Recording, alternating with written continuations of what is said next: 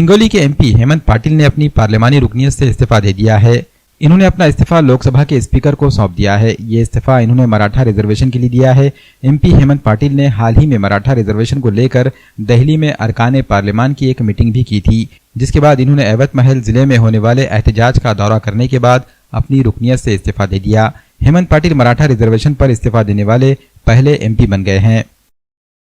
अनेक वर्षापासून मराठा समाजाच्या आरक्षणाचा प्रश्न महाराष्ट्रामध्ये चिघळलेला आहे। मी स्वतःही एक सामाजिक कार्यकर्ता आहे। गावागावामध्ये अनेक ठिकाणी मराठा समाजाचे कार्यकर्ते हे उपोषणाला बसलेले आहेत। जरांगे पाटीलही गेल्या 4 दिवसापासून उपोषणाला बसलेले आहेत। महाराष्ट्राचे मुख्यमंत्री माननीय एकनाथराव शिंदे साहेब यांनी शिवतीर्थाच्या आपल्या मेळाव्यावरती आझाद मैदानामध्ये त्यांनी स्वतः शिवाजी महाराजांची शपथ घेऊन शब्द दिलेला आहे की मराठ्यांना ते आरक्षण मिळवून देणार आहेत।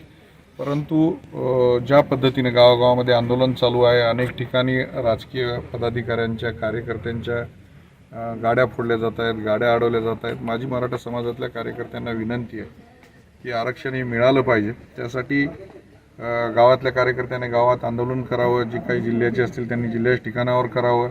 आम्ही लोकसभेचे खासदार आहोत।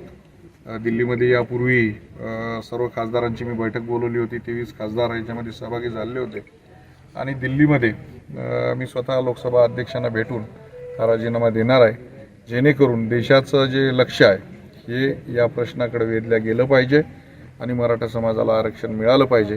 गेल्या 4 दिवसामध्ये अनेक मराठा तरुणांनी आत्महत्या केलेल्या आहेत आणि म्हणून एक समाजाचा कार्यकर्ता या नात्यानं पद येतील जातील, परंतु समाज हा बारशाच्या वेळेसही असतो आणि समाज तुम्हाला शेवटी पोहोचायच्या वेळेससुद्धा समाजच तुमच्या बरोबर असतो आणि मराठा समाजाची अवस्था अत्यंत वाईट झालेली आहे। आज